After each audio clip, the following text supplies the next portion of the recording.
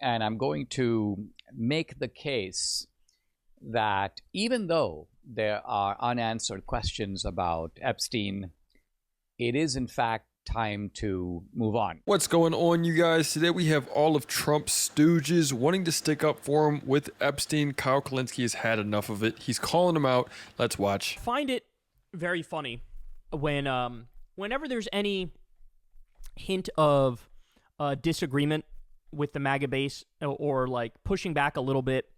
It's a little tumultuous. There's plenty of people who look at that and go, see, like, now here's the rift, and it's only going to get worse, and it's all falling apart. And look, I wish that were true. I hope that's true. But what everybody needs to understand is, in this media landscape, people play a role, right? People are playing a role. So, you have people their whole job is to be a regime propagandist. Like, that's their whole job. They could try to couch it. They could try to soften the rough edges. They could try to, hide the ball well with it. But at the end of the day, a lot of these people are just regime propagandists. So you'll notice, even when it comes to this Jeffrey Epstein thing, their argument every step of the way was like, oh, yeah, Trump's messing this up, but I blame Pam Bondi, or I blame Kash Patel, or I blame Dan Bongino, or hey, the Democrats rigged the Epstein files and changed what was in there, and it makes Republicans look bad, and that's why Trump won't release them. There's always some sort of cover story for Trump, right? And so, but now you have like the clearest expression of the iron grip Trump has with this story that I'm about to show you. Look at this. So this is from Brian Allen. Breaking: President Trump has personally reached out to top conservative influencers, asking them to dial back their criticism over how his administration is handling the Epstein case, per CNN. When the spin team gets a call from the top, you know the fire's real. So Trump calls a bunch of MAGA influencers and goes, hey, dog, you got to back us up on this shit here. So what happened? It was in that moment. Then you get Charlie Kirk comes out, and what does he say? I showed you this the other day, but I'll play it for you again. Watch this. Honestly, I'm done talking about Epstein for the time being. I'm going to trust my friends in the administration. I'm going to trust my friends in the government to do what needs to be done, solve it, balls in their hands. I've said plenty this last weekend. I'm going to trust my friends in the government. I'm done talking about the Epstein files. Now he comes out a day later and goes, no, what I meant was I was done for like that day, bro. Like just that day. Not like forever and stuff, bro. You said I trust my friends in the government. The ones who are actively doing the fucking cover-up. And it's not just people like Charlie Kirk. I'm seeing people so far center, such as like Tim Dillon, even his recent podcast, where he is very much just saying, look, guys, I am now having to be a mouthpiece for Trump, for the government. But, look, I can't really talk too much about this stuff. Or if I am going to say something, it's going to be directly, not implicating Trump whatsoever. And it's coming straight from Tim Dillon's mouth. Go watch, his recent podcast where he's saying, look, this is what I was told to say. Literally, that you have all of the podcast people, Charlie Kirk, as far as, Joe Rogan, Theo Vaughn, all of these people, they're all in the same boat at this point. But we're not done, so we got some more for you. New talking point is saying you're a pedophile if you want the Epstein files released. So here's a great example. Tim Pool says this. You can't just vote to release the Epstein files because there are victims, videos, and photos in those files. The Khanna Amendment would have forced the DOJ to publish everything. Khanna was asking the DOJ to publish videos of children being raped on a public website. That is the saddest fucking spin I've ever heard in my life. So now, if you want to release the Epstein files, according to Tim Pool, what you really want is child porn released all over the place. All you would have to do is clarify with any of those people, hey, do you want child porn released all over the place? And they would be like, of course not. No. We want the names of all of the criminals, right? We want all the information that it is possible to release that is not criminal in nature, that wouldn't further exacerbate hurting victims. By the way, a lot of the victims are open about it. They're out. They're open. And a lot of them were in the Jeffrey Epstein documentary. They would be fine with their personal information being out there, right? Because they already are. It already is the case, right? So this is like, really, this is your spin? Now, if you want the Epstein files released, you're a fredophile. I mean, come on, man. They're not even trying. Tim Pool, absolutely insane that Democrats actually voted to have the U.S. government publish child porn. What the fuck is even going on anymore? This was the Republican-based position for the longest time, is you got to release the Epstein files.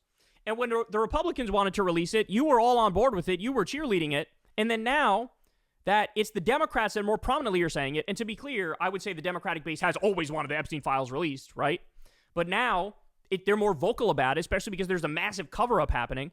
Now, the position that everybody on your side had. Now you're calling them all child pornographers, right? This is the best you can fucking do?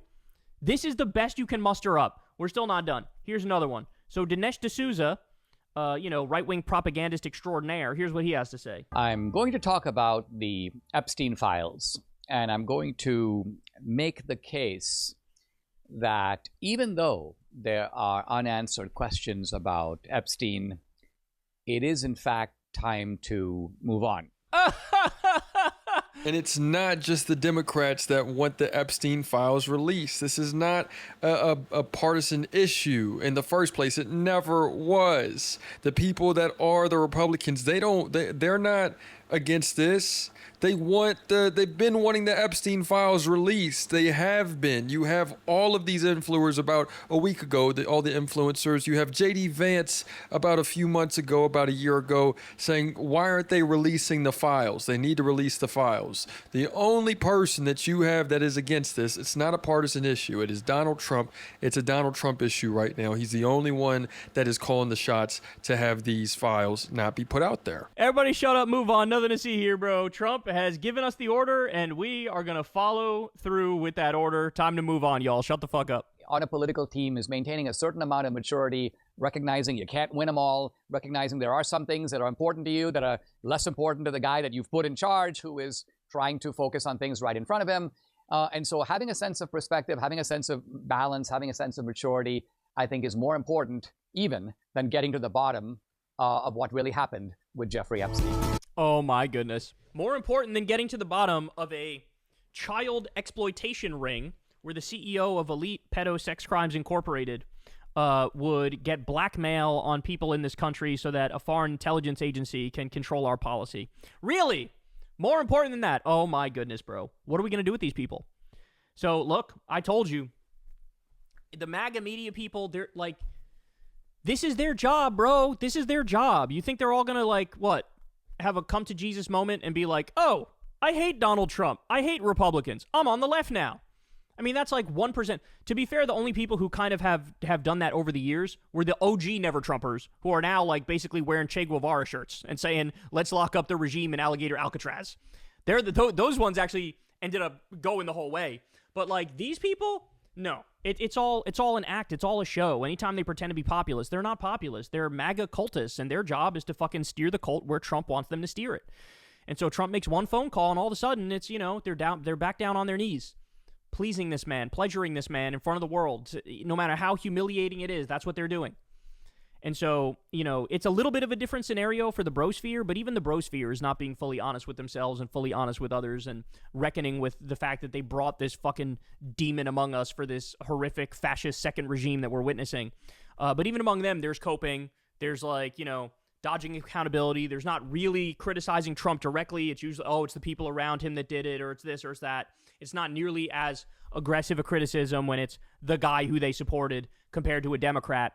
So even among the best of them, it's still fucking chicken shit. For anyone who's watching this that may be a Trump supporter at all, if someone's just clicking on this and they happen to be more or less leaning towards the conservative side, and not only that, but voting for Trump and still supporting Trump, I want you to look at, if you have a son or daughter, look at any child that you may know, a niece or nephew, anyone that you may be close to that is a child, and I want you to picture them getting abducted, getting all of these things done to them, getting taken for no other reason than for these sick people that think that they're getting away with something so that they can get their high, so that they can and treat this other person, this innocent human being, a child, with nothing more than they're just using. That's all it is. They're treating this child not even as a human being at this point. They're using it simply as an object, and they are defiling this object to the utmost degree. I really want you to picture that. If you vote for Trump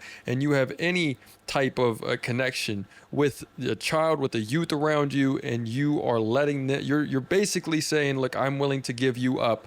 I'm willing to turn a blind eye just so that I don't have to deal with my own, thinking, so that I can just give all my power away to somebody, make my life easy. Oh, Trump is going to save me still. He's not going to save you. He's not. He's actually out here and he's doing a lot of terrible things, such as covering up this story. Let me know what you guys think in the comments. It's another day in the progressive way.